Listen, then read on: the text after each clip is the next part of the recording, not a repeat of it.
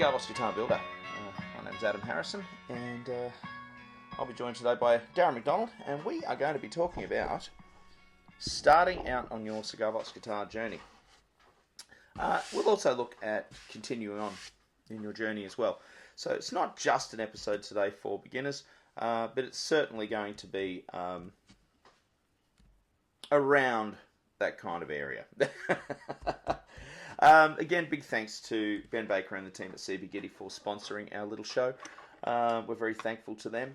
It's been over a year now that they've been supporting us, and it is greatly appreciated, gentlemen and ladies in the team. So if you need anything from CB, please be sure to use our affiliate link down in the episode description. And you can get up to 10% off your first 3 orders with CB. We also get a little kickback from the team there as well, and it really does help to support what we are doing with operational costs, etc. Anyway, with no further ado, we'll give Dazza a buzz and see what that fella's up to. While Darren says, hang on. Hang on. He's still getting ready. He's putting his fancy headphones on.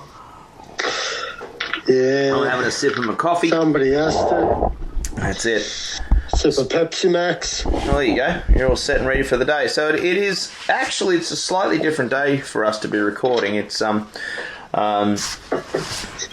things kind of fell through a little bit on Sunday. Not with the other guys, but with me. I had ended up having to take people around the place and do stuff, doing dad stuff, which is, takes priority, of course, and understandably.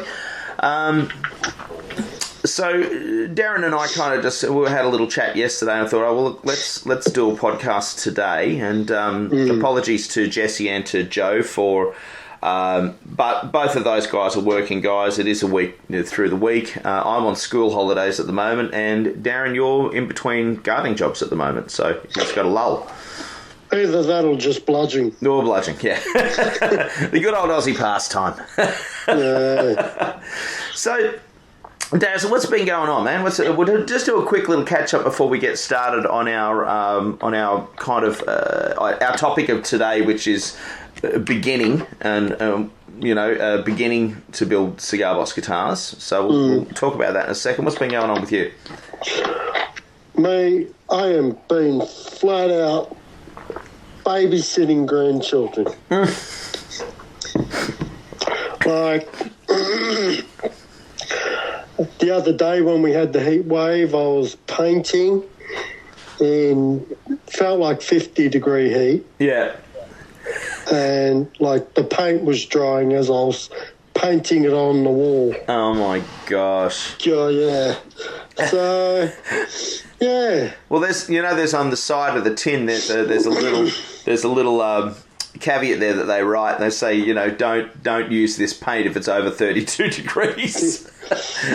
Yeah, Celsius. I never read that. Yeah. But yeah, it doesn't take into account time constraints and things like that, of course, when you need to do it. But you've been very busy, not necessarily building cigar box guitars. What was something you built for your grandson?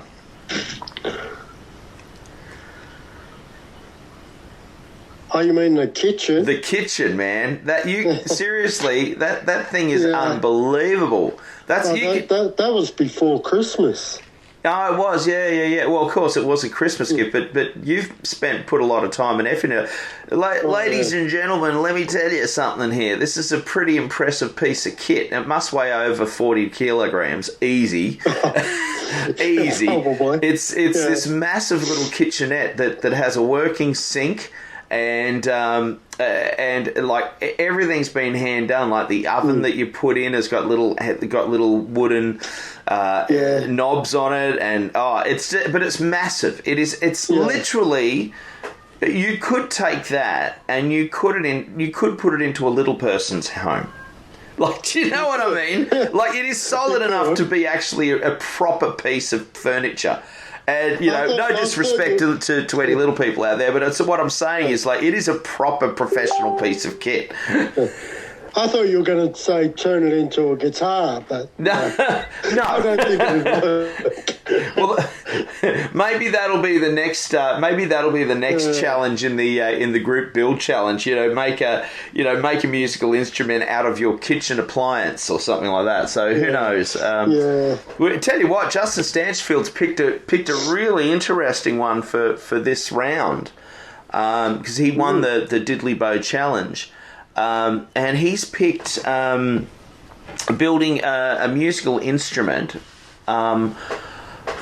Based upon an ancient instrument, like something that came like hundreds and hundreds and hundreds of years ago, like going all the way back. So I've been having a ball jumping on the internet and looking up old African instruments and Egyptian instruments and Greek instruments, and so I'm going back, man. I might pull from my Greek heritage because my dad's Greek Cypriot. So I might pull from that heritage and maybe look at some Greek, ancient Greek instruments or something like that, and then see what I can do. I did feel a bit slack about not contributing to the Diddley Bow challenge, I have to admit, because things got a little bit away from me. I didn't contribute either. Yeah, I had quite a few orders on over the holidays, and things did just get away from me. The funny thing is, I've literally got the box put aside, I've got the neck set aside for what I was going to do, but by the time it got to the end of it, I didn't want to just knock it up. I thought, no, if I was going to do it, I really wanted to do it properly. So unfortunately, I do apologise for not actually getting something in. But I tell you what, we had a really great contributors. I think we had 17 off the top of my head. It was either 15 or 17 people building. Yeah, that's just amazing. Yeah. It's just, sorry, dead air. I'm having a cup of coffee. I'm going to sip of my coffee. I tell you, yeah, absolutely wonderful. So, what's been happening in my world? Crikey, school holidays. Nothing. Well, no, not necessarily. It's been really flat out. I've been flat out doing nothing, man. I bought a lazy spa. We bought a lazy spa a few years ago, and I tell you what, I've been in it every day since. It's ridiculous. It's like, it's so good. I'm terrified about what the electricity bill's going to be, but on those, it's nice, man. It's a little bit of luxury at home, and instead of spending a few $1,000s on going to a resort or something like that, I think we're just going to spend a few $1,000s on the electricity bill and stay home. I tell you what, there's a little bit of upkeep on it and stuff like that, but it's a cracker of a piece of kit. I'm telling you, it's good fun. We have had a heat wave here. We did have a very big heat wave with temperatures in the high 30s and into the mid 40s. That's Celsius for our Fahrenheit friends, which is bloody hot. Tim from Tim Oakman Oak Amplifiers. He's down near Ulladulla, down on the south coast, but he's inland a little bit. He said he sent a picture a couple of days ago of the temperature. It was 54 degrees Celsius. Oh no! 54 degrees Celsius where he was. It was just like, it must have been utterly stifling. It's like, I can't imagine. Like, I've been in 54 degree heat. I have once, or 52. I think it got to 52. It was a festival. We did a festival at Windsor, which is in Western Sydney.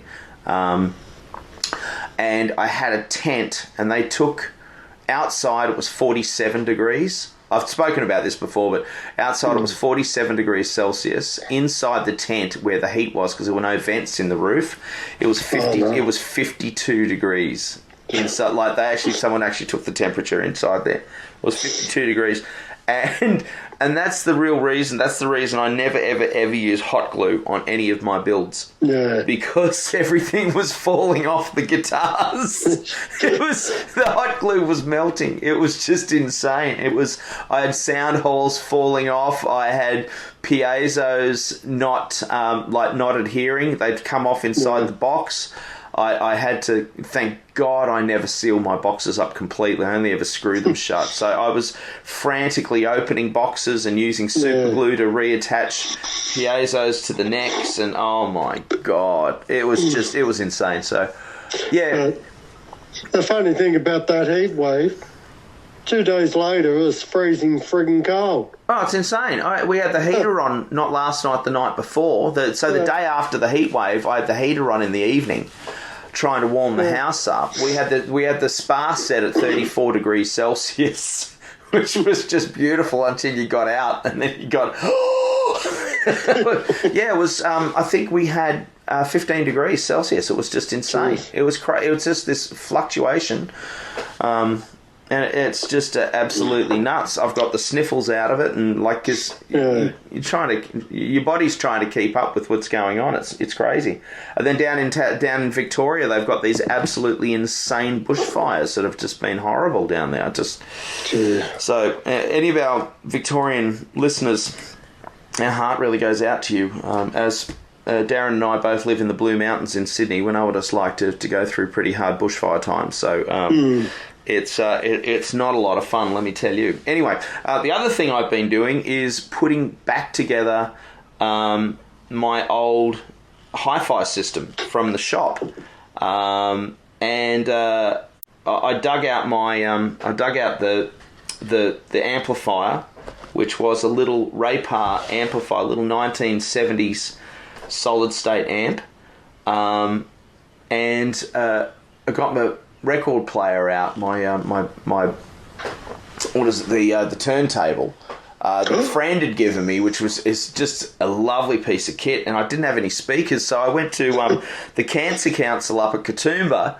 They've got this great big opportunity shop, and I got a pair of speakers. I got a pair of Sony speakers, just like about that big, kind of slightly bigger than desktop size. I'll turn you around so you can see it. There you go. Jeez.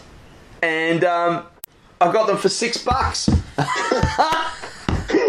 And my son's there, and my son's eyes, he'd never been there before, his eyes just went wide, and he saw this subwoofer for $15. He's just going, "Dad, can I have a subwoofer for $15? I said, yeah, why not? So we got him a subwoofer for $15, and two of these big ass ugly kind of silver looking speakers, those big chunky looking modern things, which all of the, as far as we know, I know the speakers work fine, but that'll actually go really nicely because his grandfather passed away about a year or so ago, and had left some old stereo equipment. And so he actually ended up with this pretty freaking cool stereo receiver, with built-in amplifier, and a tape deck. And he's got, which works out really, really well because just recently we had someone locally basically giving away boxes of cassettes. They just literally just giving them away. They were going overseas. They were leaving, not coming back, and they couldn't take all their cassettes with them. So he's got like Fleetwood Mac, and he's got all this classic rock. It's just all classic. It's all dad rock stuff, But he's got all of these cassettes. So we just need to make sure. We just need to try and track down a cassette cleaner, which Metho and a cotton bud will do the same job. You remember that? You remember fixing up your tape decks and. I'm looking around. As soon as they broke, I got a new. Well, I've got a tape recorder. It's huge. It's about 30 or 40 centimeters wide. Like, it's a big chunky piece of kit. And the tape, it's one of the ones where the tape, you put the tape in on the top, flat, and then you push it down. But it's a full-on tape recorder, so you can record your voice and listen to. But it's not. It turns on, but the motor may have gone or the something. So I would love to get someone to have a look at that, because I'd love to hook that up to this. But then I was scanning eBay last night, and there's someone's giving away not giving away, but they've put it up for auction. A Marantz amplifier, speakers, and a CD player, like a CD. This is all separate hi-fi units. At the moment, it's just sitting there for $50. I'm like, I'm going to put a bid in. If no one's put a bid in yet, I'm going to put a bid in today, because it's only got a day left. So it's down in Hurstville, so I might have to do a drive. I might have to do a drive down, but that's like so low. It's like, Oh, so yeah, that's kind of been. That's been me. Apart from finding out and realising over Christmas that I'm down to 10 sellable cigar box guitars, not including my made-to-order stuff. So if people want a pre-made guitar, I've only got 10 to choose from. So I've got to get off my ass and get back to building some cigar box guitars for the web shop. I've also been doing up some 6-string electrics as well, which I did up my first. Did up my first ever build, which is just ace. And I got this old Samick guitar from from Cool Old Guitars in Gladesville. Got it for $100. Yeah. And probably because I said the pickups weren't working, but they were working. They were perfectly fine. They just needed to be tested. So 3 hours later, three or so hours later, I've got a beautiful, beautiful guitar. It is just gorgeous, man.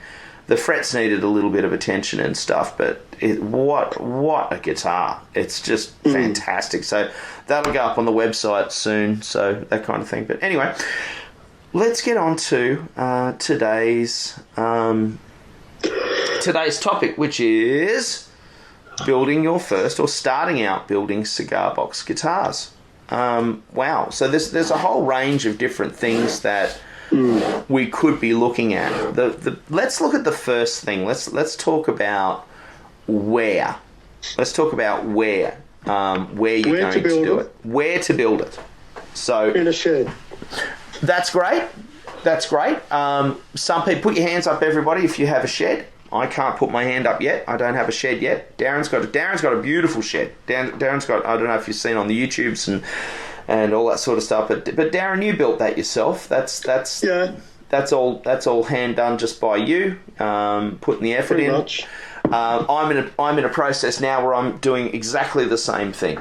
I'm going to lose. We're doing some renovations here, so I'm going to lose my workshop underneath the house, and I've got to put a shed down the backyard, which is fun. And copy me. Well, it'll be a different type of construction, but I'm generally assured by most people that people who do build sheds have not necessarily copied Darren. So, as I understand it, Darren was not the first person ever to build a shed. Well, apparently by Darren, he was. In Darren's world, he was. By decree of Darren, I am the shed king. Yes, that's right.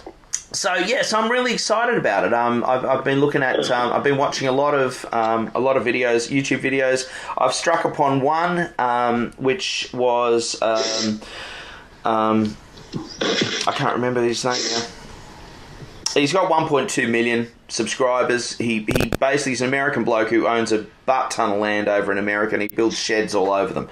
So and he's been basically building sheds for 25 years. So I found a design that I really liked that was relatively easy. It's non-permanent, so if I needed to pull it down, or if we moved or whatever, man, there is I've the been option. building sheds for 20. And we've got Darren. Darren's going to help me out as well. So a lot of people have sheds, but most of us don't. Scotty Tebow. Let's bring up Scotty Tebow. Scotty Tebow, when I first started building cigar box guitars and I got on the internet, Scott was one of those people that I kind of connected with first. Scott lives in Canada. And if you're listening, g'day, mate. as Scott hasn't built cigar box guitars for quite a while, things changed in his life and things like that, and he's moved on to other things. However, I do remember conversations with Scott, and basically he would build cigar box guitars on his washing machine. That was his workbench. He had a small house. He lived in Canada, where in the regions where he was, when it was winter, you couldn't go outside and build anything. Like, it was impossible to build outside. There was no, like, going into a shed could be a life and death decision. So it's one of those things. So he would actually build, just basically use his washing machine as a workbench, that type of thing. Brianna Skinner is a very talented person who lives in Sydney, in a unit way up high, like 32nd floor, and she builds electric guitars. She builds using kit bodies or premium bodies from, like, Fender, or she might contact, she goes to the companies, gets Fender, like, gets all the kit, like, does it all. However, she also does her own painting as well. Okay. So she uses her balcony and a kind of a communal work area, or a caged work area down underneath the building. And we're talking, she's using things like not polyester. What's the paint? I've just gone blank. It's too early in the morning for this thinking stuff. Polyurethane? No, not polyurethane. The other one. The classic one. Oh, God. Oh, what is it called? The other paint. The other paint that like, it's cancer causing and all that sort of stuff if you breathe it in, all that sort of thing. But it's the kind of paint that you'll find on classic guitars, and people are still using it now. And for the life of me, I cannot think of the name. Yell it at your computer screen, good people, and tell me what it is. See if it can through the ether. No, it's not the polyurethane, but it's the other stuff. It's so, and the work that she's producing is absolutely insane for where she is. So, personally, when I first started building, I've got a little tin shed sitting out the front that I'm currently looking at in my front yard at the moment. It's where I store everything. I basically had a workhorse that I had in there. This is when I very first started building electric. I built my first electric guitar, and it took a whole year. And I spent 30 minutes a day basically with hand tools, and we'll talk about tools in a second. But I basically, just on sunny days, I'd stand out the front and I would use one of those workhorses. I'd open it up, and that was it. That was my office. So the big thing is, you don't need, especially for cigar box guitars, let's be very, very, very honest about this. It's not like building an electric guitar where you're using, you need a bit more room. You might need, slightly more specialised equipment. Where cigar box guitars can be very simple if you allow them to be very simple. So use anywhere you've got. I suppose that would be the message. If you're in a unit, use your balcony, or use a communal work area down below or something. And to be honest with you, Brianna lives in, like, she doesn't live in a big unit. It's kind of like a 1-bedroom unit. It's prime position in the middle of the city, but you pay for you pay for it with your space. So, like, if she can do it, and if she can do the work that she's doing there, it's just testimony to the fact that you put your mind to something, you can do it. That's the thing. So, space could be anywhere. It could be on, a lot of people do it on their kitchen bench. I know a lot of pedal builders, basically, effects pedal builders, started out working on their kitchen bench. They're drilling enclosures, they're working with solder, if you want to do it, you got to do it. My suggestion would be, if you are in an enclosed environment, and especially if you live in areas where it does get very cold and you have to have be in an area that is enclosed to be kept warm, my suggestion would be to watch out for things like oils, paints, some glues, anything that causes a vapor or an odor. be careful of the timber that you're using if you're sanding, because some timbers can be carcinogenic. They can be not necessarily great for allergies. So talk to your partner. Let them know what you want to do. My suggestion, and just approach it with a little bit of common sense. Anything you can do outside, and maybe final gluing and things like that. It's up to you. Be sensible about it, I think, would be the big thing. Tools. Now I'm looking behind you, and yes. I'm inside, but you know what my workshop's like. It's funny, because you still got that rusty chisel. Yeah, man. Yeah, I've got all that stuff. Well, that's just sad, Adam. Look, here's the thing. The funny thing is, though, if you look around the workshop that you've got there, right? Yeah. If you look around there, and then if you look around my workshop, right? Yeah. I would probably only use about 10% of the tools that I've actually got up on display. Yeah, that's the truth. That's the truth of the matter. When you go and buy like screwdriver kits, right? For example, or chisel kits, or electric drill sets. You're probably going to find, and I apologise to our American Imperial. Not leaders, but Imperial users. If I do talk in millimeters, the realistic thing is that you can buy a lot of this stuff individually. You don't have to buy great big kits because of all of the screws. I basically use 1.5 mil. That's for usually side dot markers or for the screws for the machine heads at the back. 2 mil. I usually use 2 mil for pilot holes for self-tapping screws. 3 I will generally use, this is in millimeters, 3 I will generally use for the holes for the pickup screws. The two main pickup screws that attach to the springs that hold the electric guitar pickups. Yeah. Then you've got, and also I generally use 3 for the cable that goes from the earth cable from a bridge, for example, to. So I use that. I'll use a 4. And I'll generally use a 4 for the rivets that I use in the rear of the guitar to mount the strings to the rear of the neck, to the neck assembly. And then I'll jump from 4. From there, I will generally jump straight up to a 7.5. Now 7.5 I'll use for the, again, millimeters, people. I'll generally use that one for the potentiometer hole.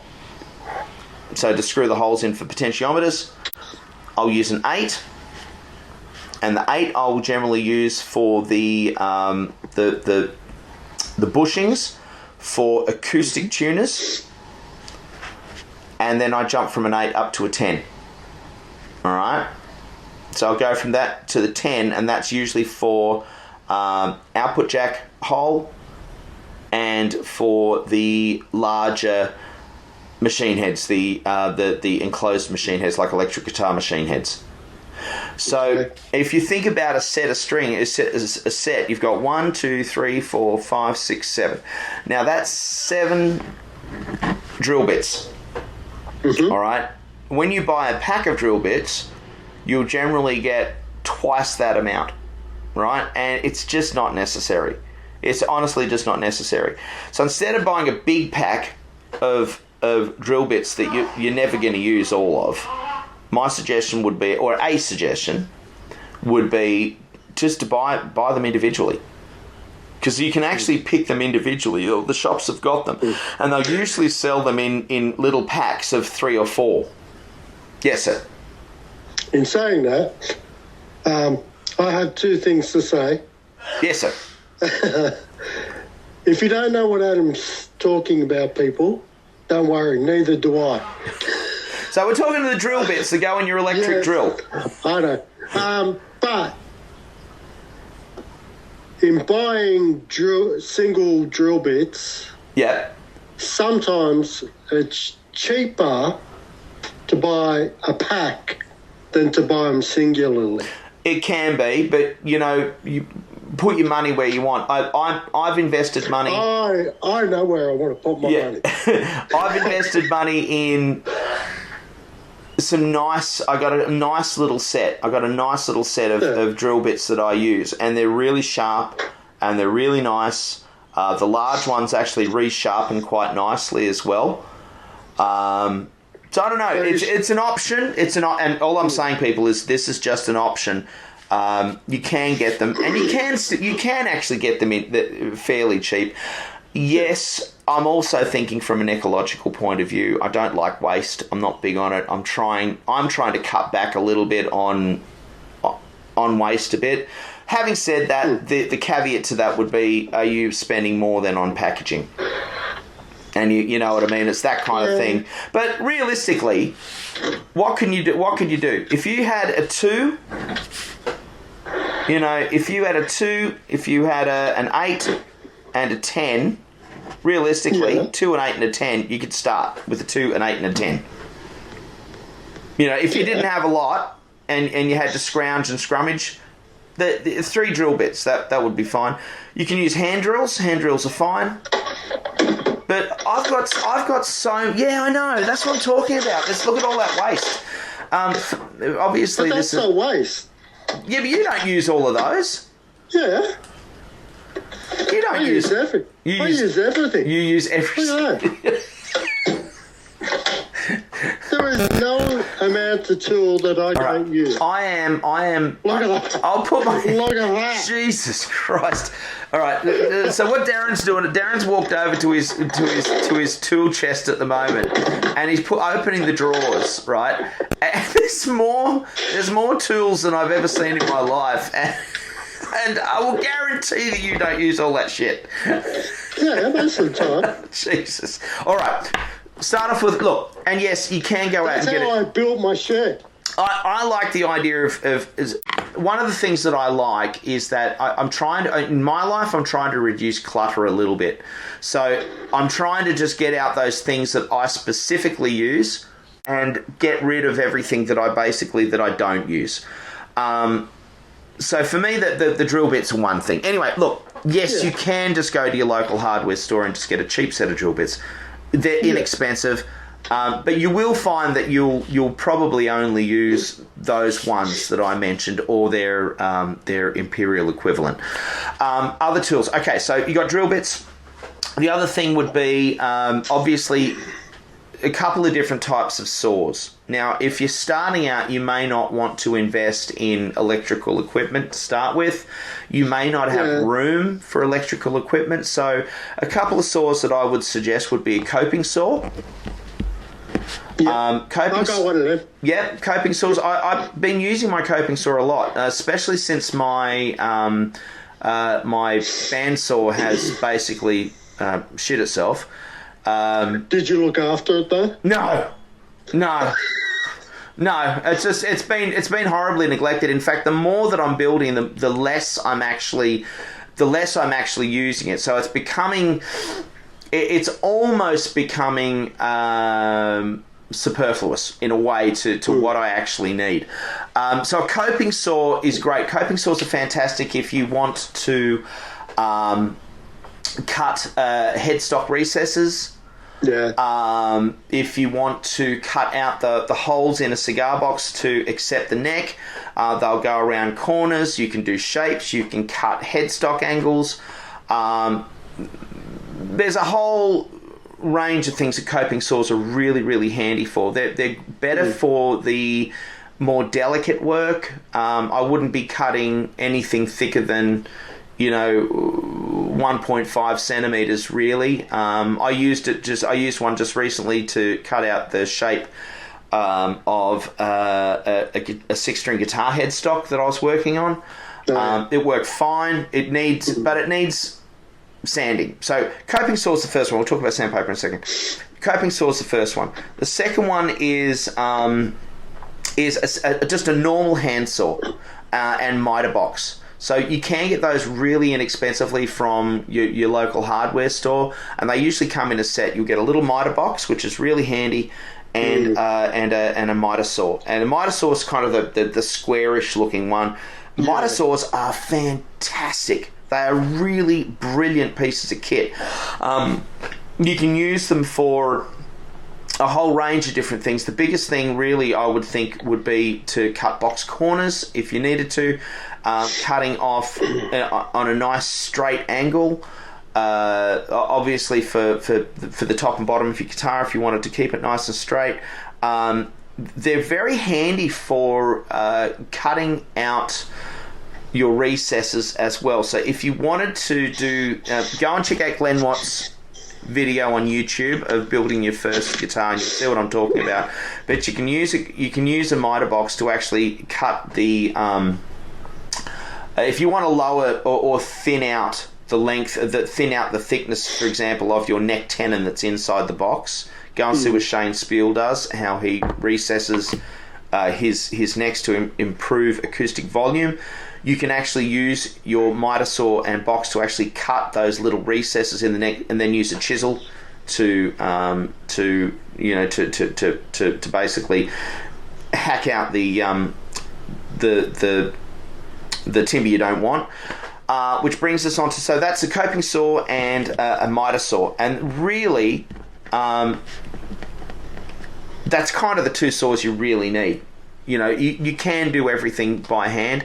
I'm looking at potentially doing everything by hand with the new shed that I'm working on, because I may not be able to get it electrified for a while. So I might be basically working outside, working purely with hand tools, which in a way I'm actually quite excited about. I'm finding myself moving more towards using hand tools more so than the big stuff that I've actually got. I'm actually really, really enjoying it. So after saws, files. You've got to have files. You have to have files. So that'll probably take you, like using hand tools to make a guitar, probably take you 6 months to do one guitar. No, man. No, it's funny. It's because with cigar boxes and cigar box guitars, because you're dealing with shorter amounts of cutting.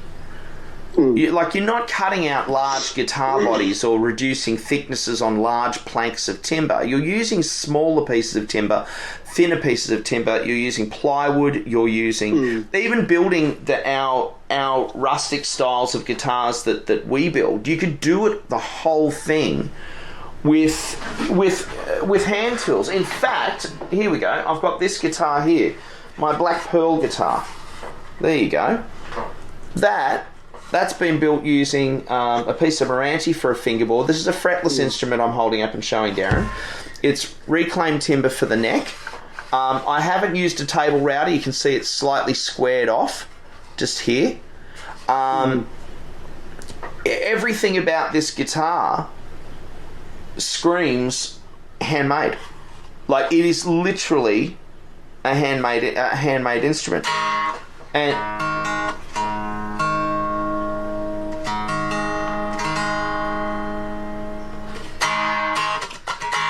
it's great, you know. So that was actually done mostly using hand tools, because my as I said, my bandsaw's shit itself at the moment. So it's like everything was cut out using that, and it didn't take much longer. If you're building guitars on the scale of Mike Snowden, for example, you know, where you're building 10 instruments at once, you need an electric shop. You know, you need to be doing that. But if you're doing what you and I do, which is, you know, being creative and going down and just building something and going, wow, look what I made, you know, that's me. Yeah, like for me, I wouldn't do anything by hand. Yeah. Yes, I understand why. Yeah. Yeah. It's just like, to do something should only take a couple of minutes.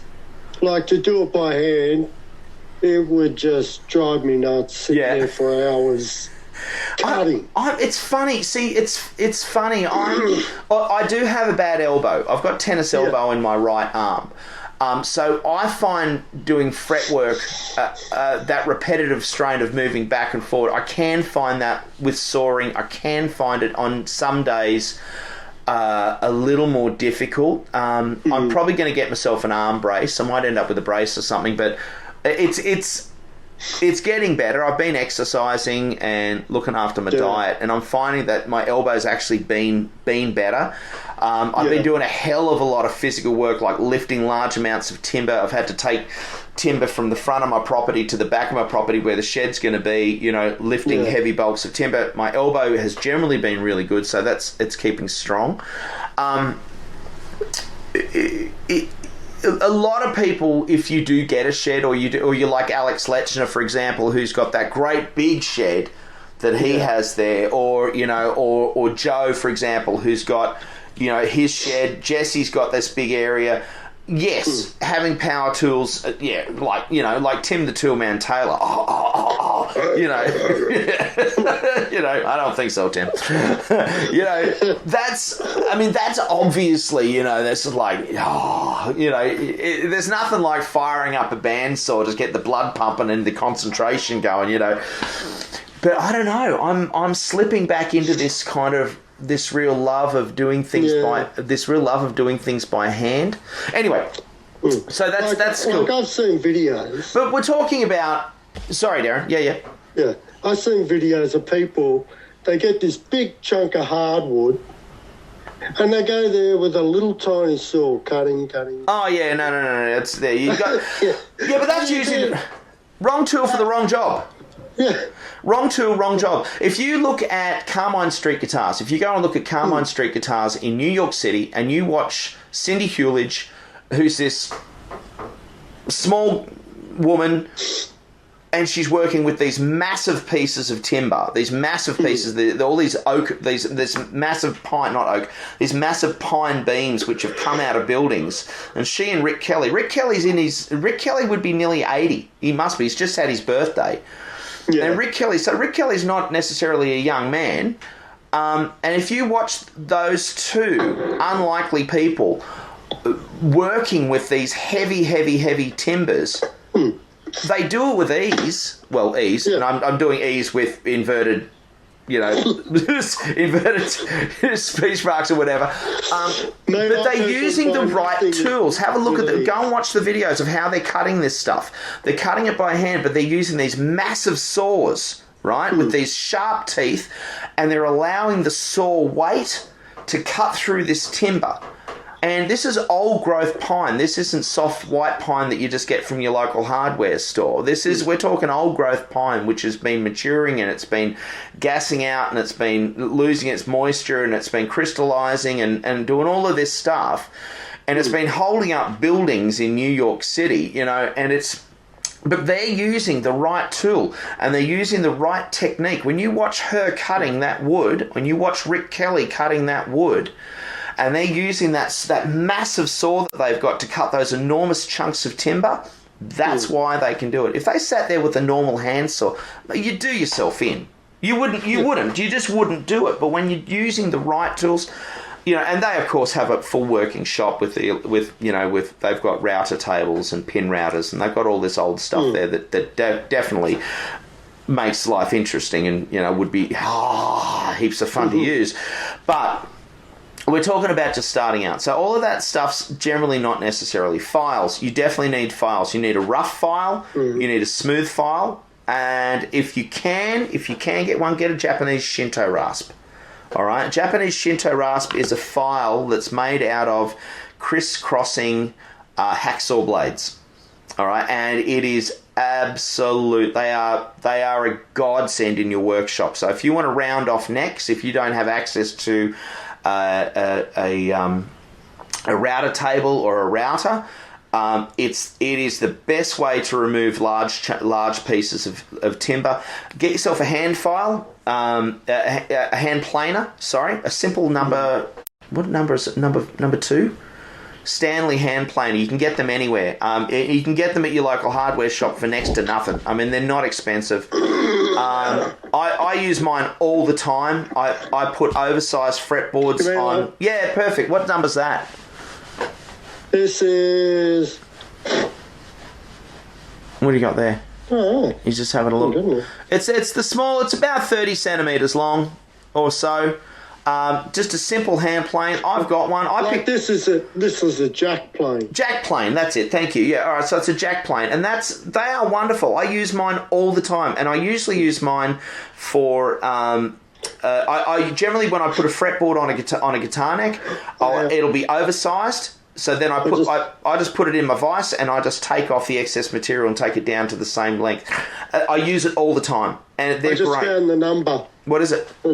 4. 4. It is a number 4. Okay, so it's a number 4 hand plane or jack plane, and you can get them. And they're not expensive. They're not expensive at all. They can be. They can be insanely expensive, but you don't have to spend a lot of money. Hammers. Grab yourself a hammer. Always good to have just a medium-sized hammer. Nothing too heavy. Something that'll drive a nail if you need it to. Obviously, you can get electric drills now. Like, I'm not kidding. I went to Big W 12 years ago, and I bought it was $40 for a set 12 years ago, and I got a what's the bandsaw, the round saw? What are those saws? Those things with the big circle. Yeah, the saw. What are they?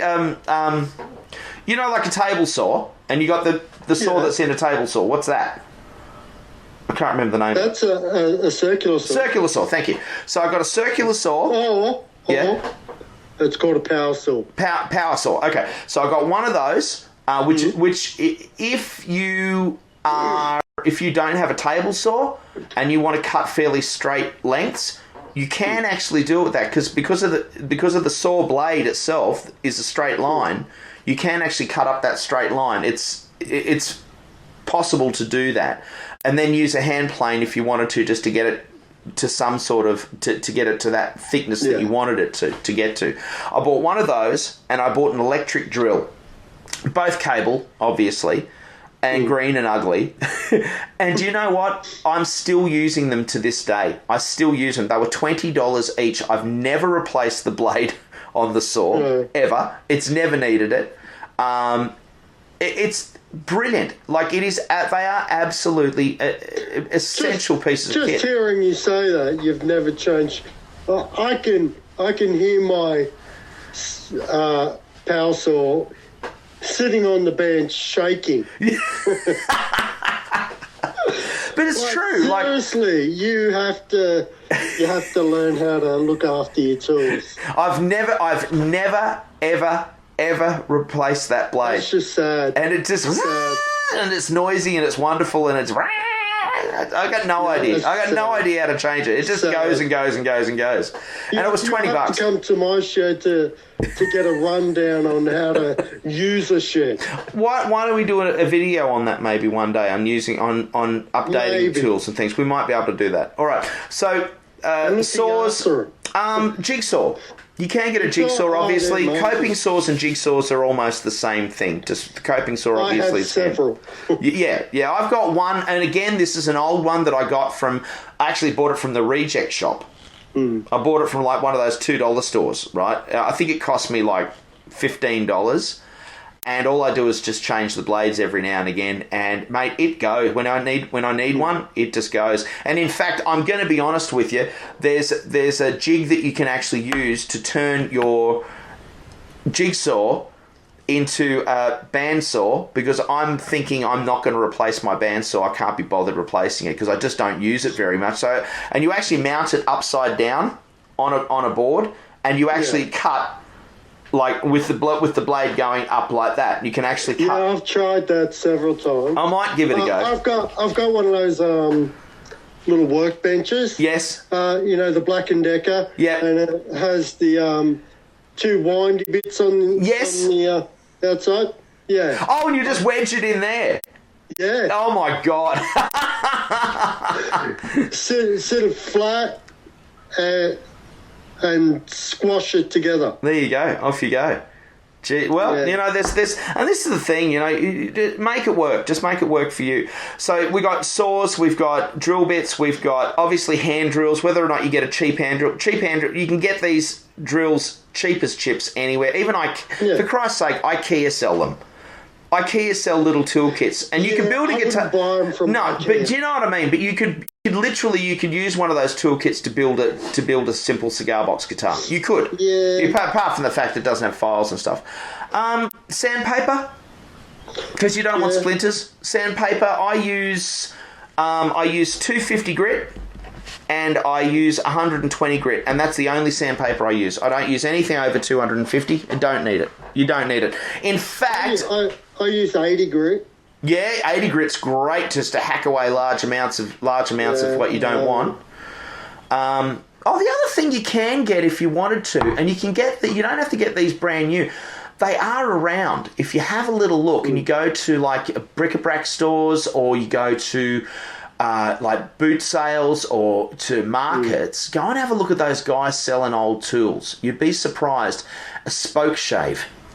Yeah. A spoke shave is really handy for hacking out large amounts of timber off your neck to round out a neck if you wanted to. So I've got a spoke shave. I need to all my blades all need sharpening. I'm gonna have a weekend, like a mental weekend, just sharpening chisels and blades and things like that.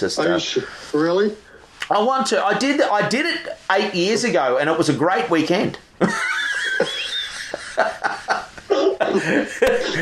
It was like a festival weekend. It was fabulous. That's the thing. It's like a lot of these tools are just quite like quite common sense tools. Things that cut, things that remove excess material, things that are going to put holes in stuff for machine heads. And rivets. Oh, get yourself rivets. Get yourself a whole heap of rivets and a pair of heavy pliers. I've got videos on my website. You don't have to buy rivets at all. The bushings to hold strings in the back. You don't have to buy those. You can if you want to. I just buy rivets. I've never bought bushings for cigar box guitars. Even on the electric guitars that I build, I still use rivets. Like they're as cheap as chips. You buy the 4mm rivets with the 4mm 4x5. I think they're 5mm deep, 5mm long, and 4mm wide. And I just use a 4mm drill, and all you do is you remove use a pair of pliers, you smack it on the table, you remove the pin, chuck the pin, or use the pin for frets if you wanted to do an old style cigar box guitar. If you wanted to, whatever you want to use them for, chuck them, whatever. I went through this insane stage of actually cutting them into small pieces and using them as neck dots. That was insane. That was just, and then I put it on my sanding station. The sparks were going everywhere. So I sanded it out. Yeah, don't do that. Well, my first guitar, I got the flathead nails. Yes. Yeah, I thought it'd be pretty cool to cut the ends off, put them on the fretboard. Yeah, never again. No. It was just a shit-ass thing to do. It's worth a try. It's always worth a try. Okay, so screws. White wall screws are really helpful. They are handy little things. Like the white, they're the flat. They've got the flat top, which is probably about the size of a 1 cent coin, or a nickel, if you call it. I don't know. Is that a nickel in America? Like the little small coins. They're great, and I love those because they're really good at holding lids down. So if you put the four corners in your cigar box and you want to hold the lid down, those are fantastic, and they actually look pretty cool. They look a bit industrial. The longer ones are really good for holding. You can use them as strap buttons. I actually use them sometimes as strap buttons if you get the ones that are wide enough. They actually work okay, especially if you're using string. If you're going to use string as a guitar strap, for example, they actually work quite well. They're quite good. A range of different length screws, self-tapping screws and wood screws, I usually use 3 centimetre long, I think number 6. And that's to hold all the big stuff together. Yeah. So, just experiment with different screws. Now, a lot of this is what we're talking about. A lot of this is very experimental. Are there any other tools that I'm thinking of?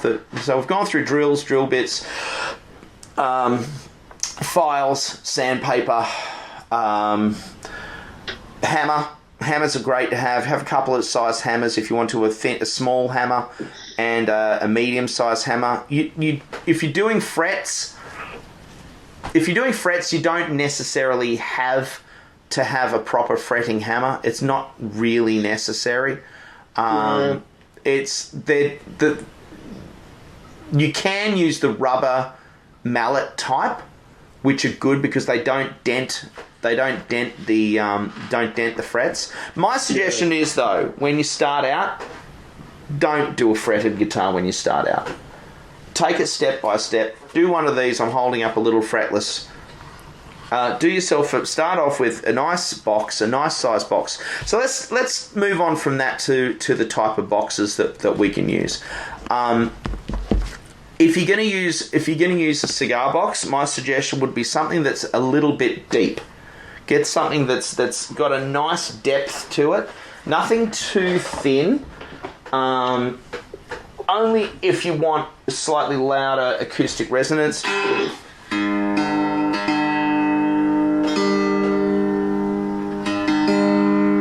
So I've got a punch box here. These are the Royal Coronations, punch 25 Royal Coronations. It's probably about 5 centimetres. Hang on, we've got 1, 2, 3, 4, about 5 or so centimetres thick. They're about 18 centimetres long, probably about 15 centimetres wide. As a simple box through type of style, they're great. They're really, really cool. They're moderately loud. This is a slide one that I've got here. I'm really into building slide guitars at the moment. I'm loving slide. I was loving it again.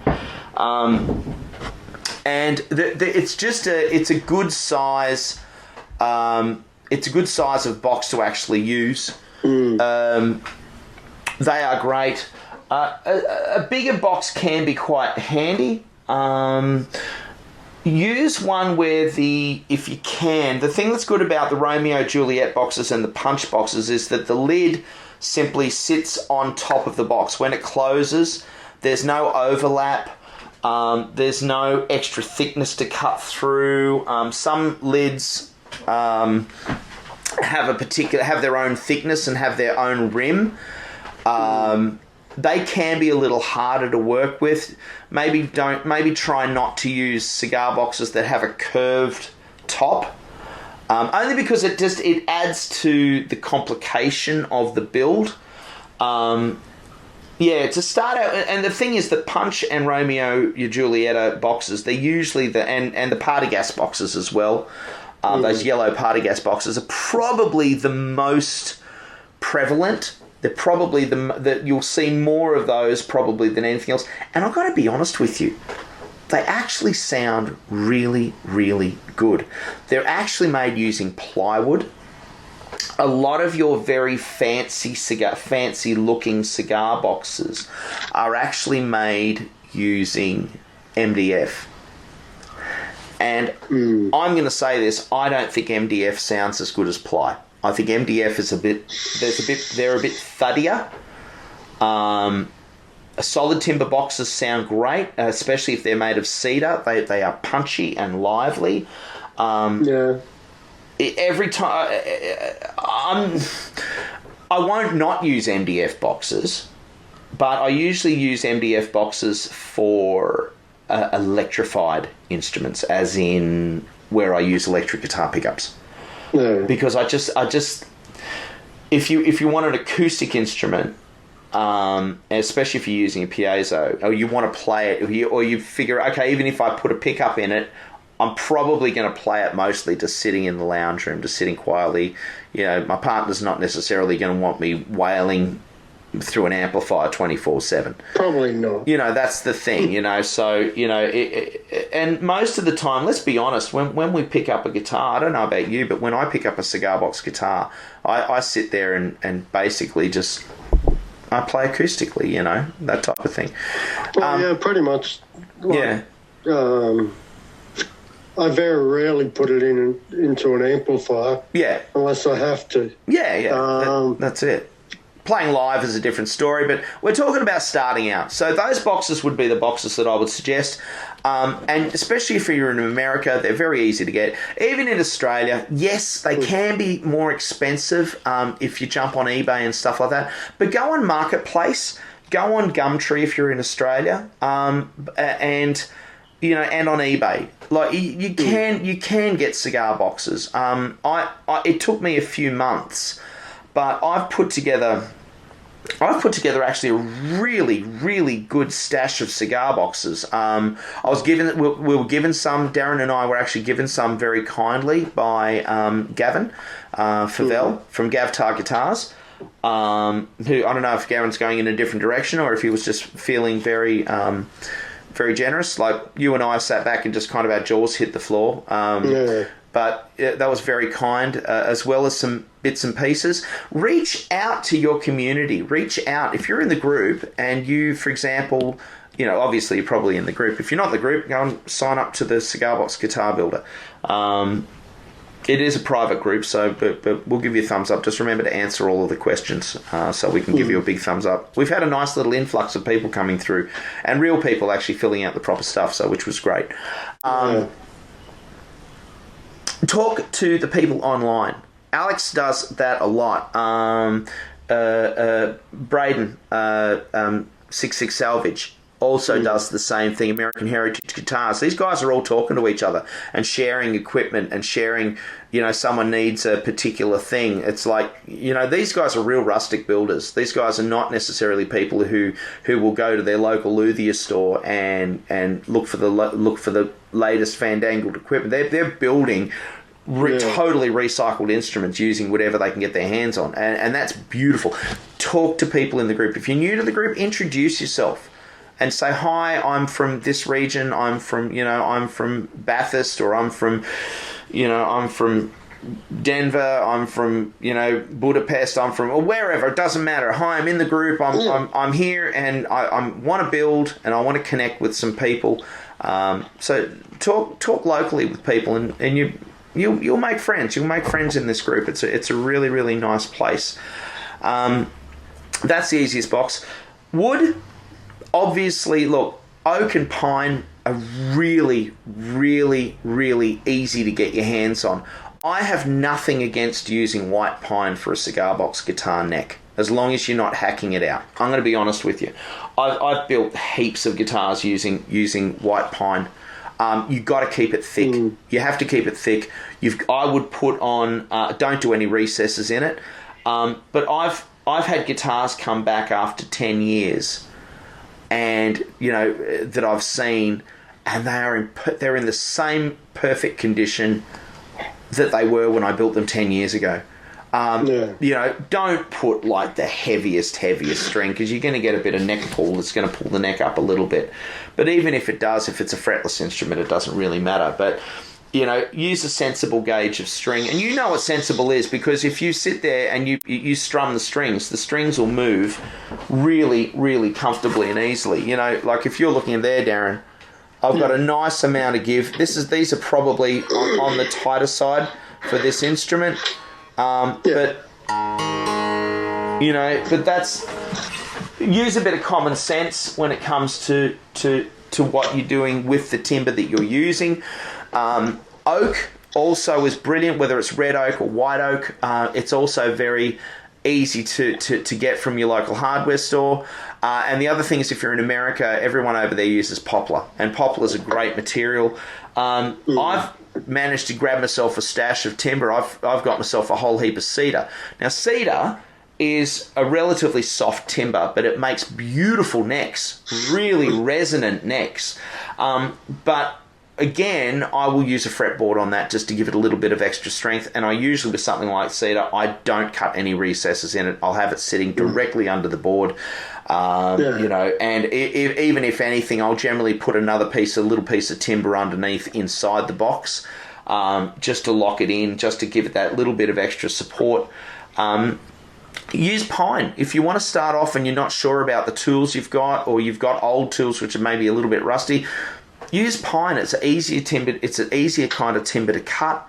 You know, it's make the first guitar, and then you could decide upon going into a harder timber later, as in harder to cut, harder to sand, that type of thing. Dust masks. Try and use dust masks if you can. If you're using anything like blackwood or stuff like that, timber dust can be carcinogenic. So it can also absolutely rip your lungs to shreds. Don't end up with chest infections because you're not looking after yourself. Make sure you're working in a airy zone. Like, make sure you've got a lot of air around you. Don't sit there working in wood dust. It's very dangerous. If you're cutting stuff, I know, Darren, you cut a lot of your stuff outside your shed. You don't cut a lot of your stuff inside. Before I started moving other stuff into my shed, I did cut in here a lot. Yeah. And you found it, especially with the four walls around you, though, that the dust has got nowhere to go. So you need... you know, like, I've got 3.6 between the walls. Yeah. So that's a lot of room. Yeah, it is, but it's also it's amazing how many dust particles get into the air, though. And generally the door's open. Yeah, you need that cross ventilation just to kind of clear it out. So that would be the main thing. Just use a bit of common sense when you do it. Look after yourself. Make sure you're safe. Make sure you are healthy. Use eye protection if you're doing anything with power tools. I know, because Darren, you use a lot of power tools. You know, just be careful. Don't have your face over the top of stuff. You know, keep your hands away from the parts that are spinning quickly. You know, that type of stuff. If you have any questions, please ask the group. You know, pop some comments in down here. Pop some comments in on when we post this episode. You know, it'll be, if you have any questions, pop some questions in underneath the episode. If there's anything that you would like us to talk about, or if you think you've got a story that is worthwhile talking about, please don't hesitate to reach out to us. I'm just in discussions at the moment with Nick Lanciano from, if I've said his name properly, I don't have his name in front of me, Nick, so I apologise, from CB Giddy. So we might be having a chat with Nick very shortly about what's going on over there at CB Giddy. If you're not affiliated, obviously, with CB Giddy and you still have a story to tell, please tell us. Like, we're here for you. This is an open group. Although we are sponsored by Ben and the team, wonderful team over at CB Giddy, we are an open group, and you know, it's not about corporate sponsorship or anything like that. It's about sharing your stories and share. And if you're making things, if you are actually making pickups, and you want to talk about what you do, get in contact with us. We would love to talk to you. I think that's about it, Daz, for today. Anything else you wanted to add? Buy decent tools. Buy decent tools. Yes, if you can afford it, get it. If you can't, just get something and just get started. My suggestion is just get started. Don't spend massive amounts of time collecting, because you know what I mean, especially if you're a bit like me and ADHD. Yeah.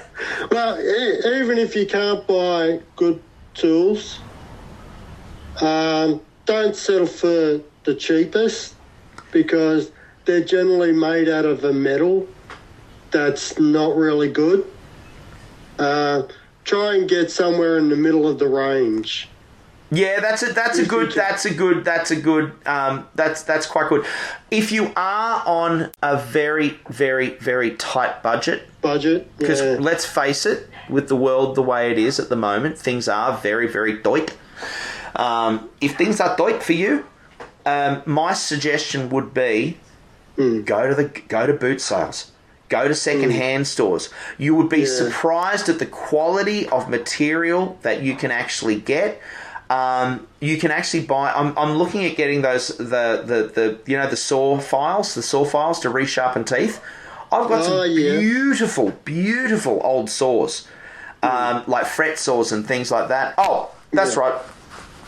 When you start out, do fretless. Start off with a couple of fretless guitars until you get, especially if you've never built guitars before, or if you don't play guitar. Yeah. All right, I'm going to be honest with you, because a lot of our builders do not actually play guitar. Okay, and a lot of our builders build and don't play their own instruments. So two things I'm going to ask you to do. One, start with a fretless instrument if you've never played before. Okay, because you will learn scale length. Understand there are some rules. The big thing about cigar box guitars is everyone jumps up and down and says, no rules. There are some. Fret distances from the nut, that's got to be pretty accurate to make sure you're playing intonating well. So start with a fretless instrument. That is my suggestion. Even to the point where you could start with an instrument of any length, any scale length that you want, that's a comfortable. If you look at the box and you look at the neck and you think, I think that neck's a nice size for that box. Okay, I'm going to do this. I'm going to put some tuners up there. Start with a diddly bow. If you want to start with a diddly bow, start with a diddly bow. It's a one-string instrument. I'm going to mount the string down on the bottom down here using a rivet or a hole through the wood, whatever. I'm going to use a bolt on the box. I'm going to put another bolt up here, and I'm going to put a tuner there. Right, and that's my guitar done. I'm going to put a hole in the body so that the sound comes out, and I'm going to put the neck inside, and I'm going to screw and glue the whole thing together. There's my first cigar box guitar. I could literally build that in half an hour myself. Really? I could literally build that in half an hour myself. It wouldn't take me any longer than half an hour to build that simple instrument, and you would have your very first instrument that you could play with, and then play it. Whatever you build, play it. Okay? Don't just go, okay, I'm going to build another one. Play that instrument. Learn how it sounds. Learn to play it with your eyes closed. Don't put dots on it. You know what I'm saying? It's like, fine, where's the octave? Okay, where's the third? Where's the fifth? You know, where's the 7th fret? Where's the 10th fret? Where's the octave? Right, that's your blues scale. That's it. That's your blues scale. You've got all of the notes there for the blues scale. You've got your open, 3, 5, 7, 10, octave. Perfect. And then start playing the damn thing. And learn it. Listen to it. Listen to the way it reacts in your hands. Say to yourself, what do I like about this? What don't I like about this? Okay, the things I don't like, I'm going to fix that. The things I do like, I'm going to keep that. And before you know it, you're not copying other builders. You're doing your own thing. Borrow from other builders. Please borrow from other builders, like as in ideas and things like that. But make them your own. Do your own thing. All right. Imitation is the most sincerest form of flattery. Don't copy. Does that make sense? I hope that makes sense. That's the big thing. Like you want to do your own thing. Do your own thing. You know, it's cigar box guitars all generally look pretty much the same, but it's interesting where you can go, I know any guitar that you build, I could pick one of your guitars out of a group of instruments any day because you've got your own style. I think I could pick one of my guitars out of a lineup. You know what I mean? Del Puckett. I could definitely pick a Del Puckett guitar out of a lineup any day. Mike Snowden has a very specific style of build. That's all his own. Yeah. You know, and that's the thing. So make it your own. Own it. All right. I think we're done. Hang on. Pen drop. Pen drop. Just the thing with borrowing. Don't borrow money. No. You just get into debt. Yeah. and Shane Spiel says, this is the poor man's guitar. Yeah. You can build a cigar box guitar. You know what? Bugger it. When I get some time, I'm actually gonna build I'm going to build a one-string diddly bow, and I'm going to try and beat half an hour. I'm going to build a diddly bow in less than half an hour just using hand tools. How's that for a challenge? Yeah, I don't think you're as quick as Jesse on building. Right, I'm going to go. No Oompa Loompas were harmed in the making of this instrument. All right, love yous all. What do we say at the end of the show? Don't bite your friends. There you go. All right, good ladies and gentlemen, thank you so much for listening, and we will catch you next time on the Cigar Box Guitar Builder. Thank you. Bye.